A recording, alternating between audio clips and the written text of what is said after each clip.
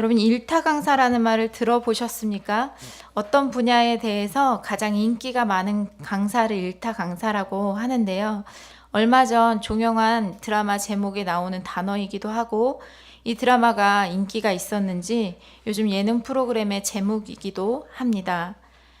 양육을 받으시느라 TV를 안 보셔서 아무도 모르시나 봐요. 반응이 모르시는 것 같아요. 그런데요, 모르셔도 전혀 상관은 없습니다. 그런데요, 드라마에서만 일타 강사가 존재하는 것이 아니라 우리의 삶에도 일타 강사가 있다 싶습니다. 내가 배웠고 따라가고 있고 따라가는 사람. 우리의 삶의 스승, 멘토와 같은 사람은 누가 있으십니까? 누구를 보고 배우고 있느냐는 우리의 삶의 방향을 결정하는 중요한 키의 역할을 하는데요. 여러분, 우리의 삶에도 이런 일타 강사는 아닐지 모르지만 우리의 삶을 이끌어가고 있는 스승 또는 멘토는 누구인가 한번 생각해 봐야 하지 않을까 생각해 봅니다. 그런데 누구든지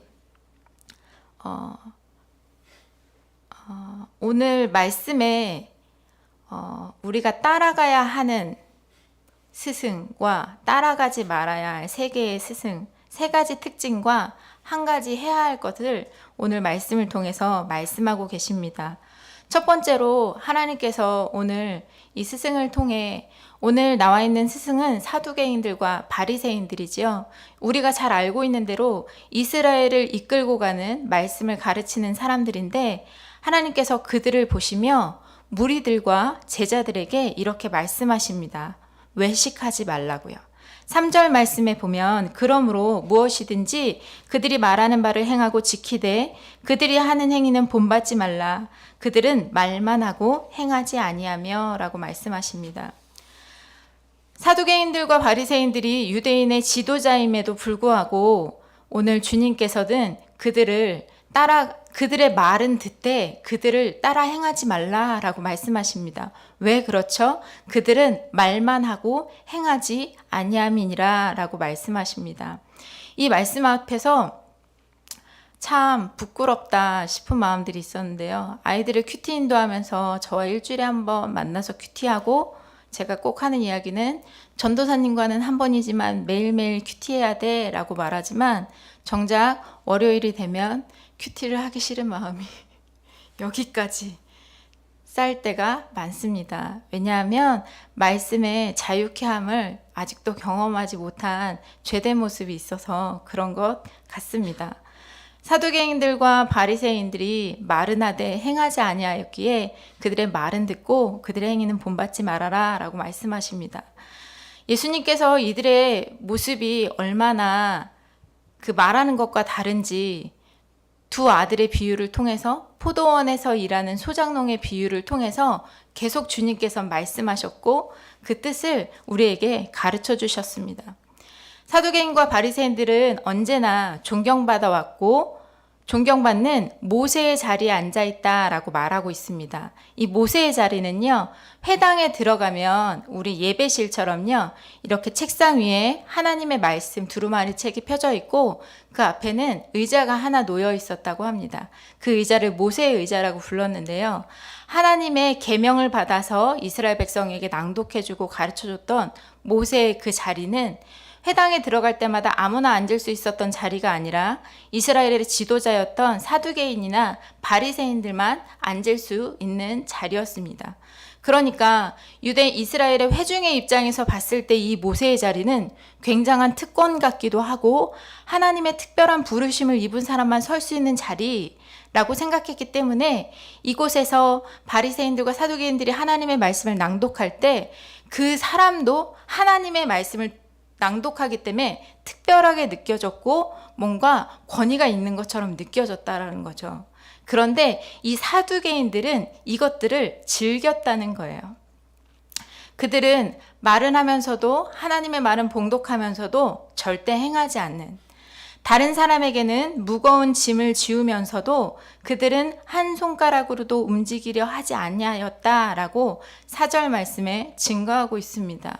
그런데요, 이 말씀과 대조되는 마태복음 11장 28절에는요, 대조되는 말씀처럼 보이는 말씀이 있습니다.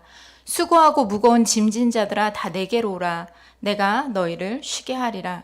주님께서는요, 우리의 무거운 짐을 지고 나에게 나오라고 말씀하시는데 사두개인들은 사람들에게 무거운 짐을 지웠다고 이야기하고 있습니다. 이게 무슨 말씀일까요? 율법에 보면 지켜야 할 것들이 618가지가 있었다고 합니다. 83? 제가 잠깐 헷갈리는데요. 그 정도의 게 있었는데 먹고 사는 사람들에게 그 계명이 뭔지는 다 알았을까요? 600개가 넘는 그것들이 무엇인지도 다 알지 못했는데 사두개인과 바리새인들은 야 이거 지켜야지 이거 왜 안 해? 야 이건 이렇게 해야지 왜 하지 않니? 라고 날마다 무거운 짐을 지었다는 거예요. 그런데 주님은 뭐라고 말씀하셨죠? 이렇게 말씀하셨죠.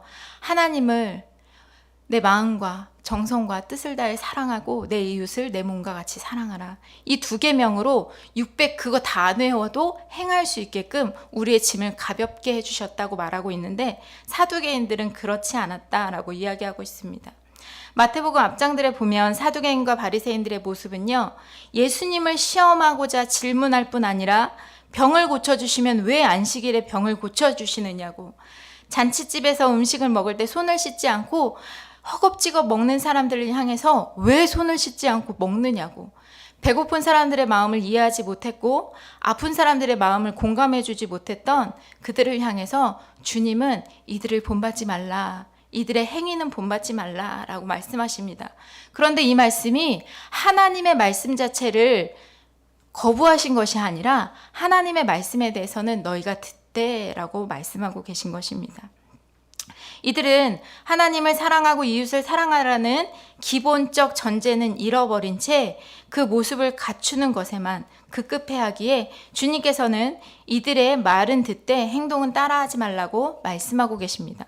두 번째는요, 이 사람들을 따라하지 말라고 말씀하시는 건 뭐냐면 5절 말씀에 나와 있는 사람들에게 보이려고 하지 말아라 라는 말씀입니다. 5절에서 7절 말씀을 제가 한번 읽어보겠습니다. 그들의 모든 행위를 사람에게 보이려고 하나니 곧 그 경문띠를 넓게 하며 옷수를 길게 하고 잔치의 윗마당 윗자리와 회당의 높은 자리와 시장에서 문안받는 것과 사람에게 랍비라 칭함을 받는 것을 좋아하느니라. 경문띠는요, 그 이스라엘 그 그림을 보셨을지도 모르겠지만 왼손에 감고 그 성냥개비만한 그 상자 여기다 매신 거 혹시 보신 적 있나요? 이 상자 안에는 하나님의 말씀이 있는데요. 하나님의 말씀으로 내 뇌의 생각을 모두 다 다스려 주시기 원합니다. 이게 왼쪽 손에 감는 건 내 심장이 하나님의 말씀을 기억하기 원합니다 하는 마음으로 그것들을 감고 기도했다고 해요. 그런데 사두개인과 바리새인들은 사람에게 보이려고 어떻게 하냐면 이 끈을 넓게 하고 박스를 크게 만드는 거예요. 나 이런 사람이야. 하나님의 말씀을 지키는 사람이야. 하나님의 말씀을 지킨다고 하지만 이들의 중심이 어디에 있다고 이야기하고 있냐면 5절 말씀에 보면 사람에게 보이려고 했다라고 얘기하고 있습니다.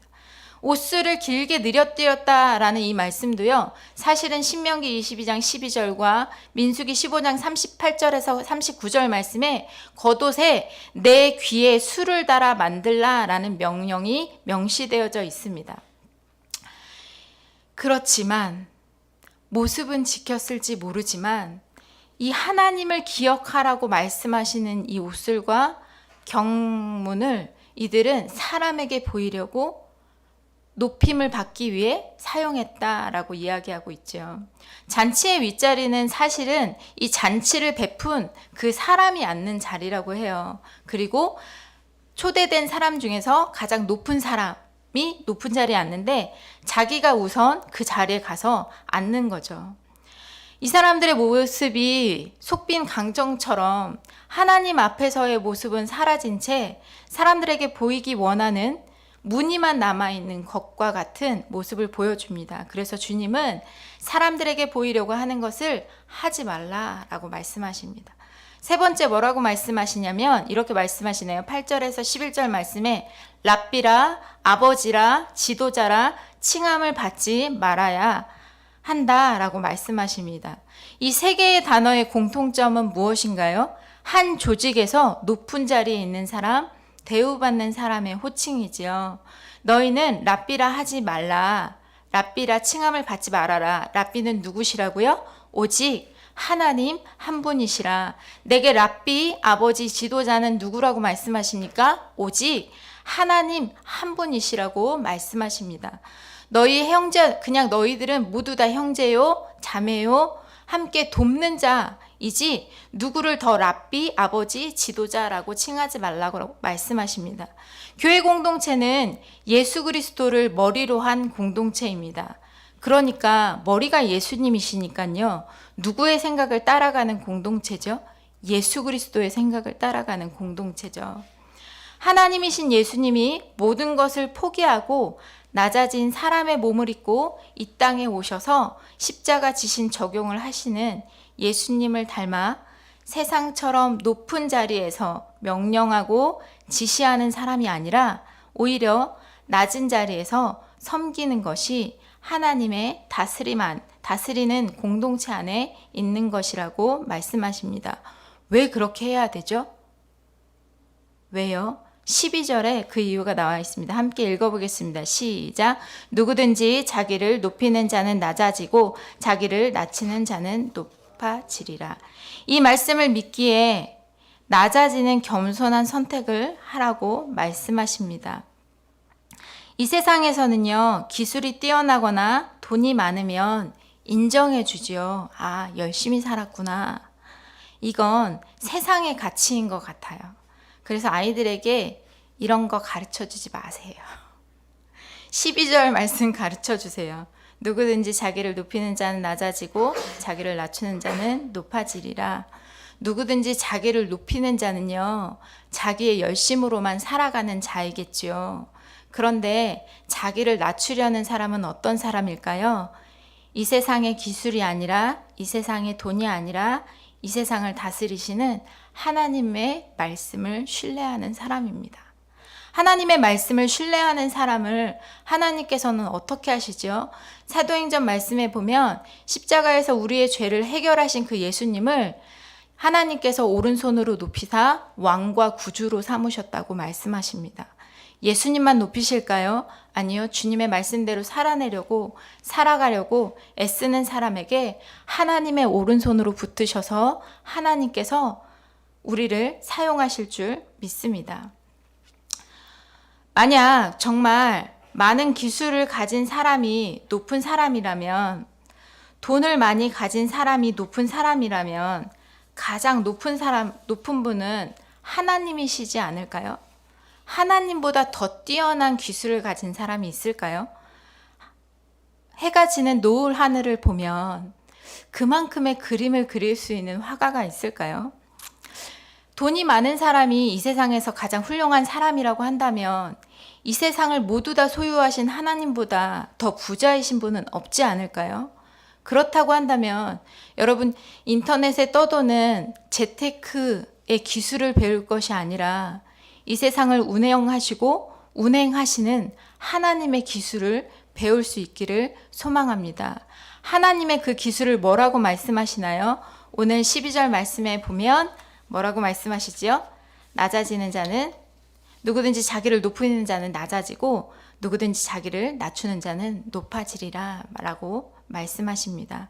하나님 손 안에서 하나님의 오른손으로 높여주시는 우리 소망의 교회 모든 식구들 되기를 소망합니다. 우리 함께 기도하겠습니다. 이 시간 함께 기도하며 나갈 때는요, 목사님과 선교사님과 밴쿠버 소망의 교회 그리고 사모님과 저희 교육자들을 위해서 기도해 주시고요. 각자의 기도 제목과 적용 질문은 안 드렸네요. 적용 질문은요. 내가 서 있는 곳에서 예수님을 높이는 낮아짐의 모습은 어떻게 살아낼 수 있을까요? 한 번 더 말씀드릴게요. 내가 서 있는 곳에서 예수님을 높이는 낮아짐의 모습을 어떻게 살아낼 수 있을까요? 한번 잘 고민해 보시고 낮아짐을 살아낼 수 있는 우리가 되기를 소망합니다. 우리 함께 이 시간 기도하며 나가겠습니다. 교회를 위해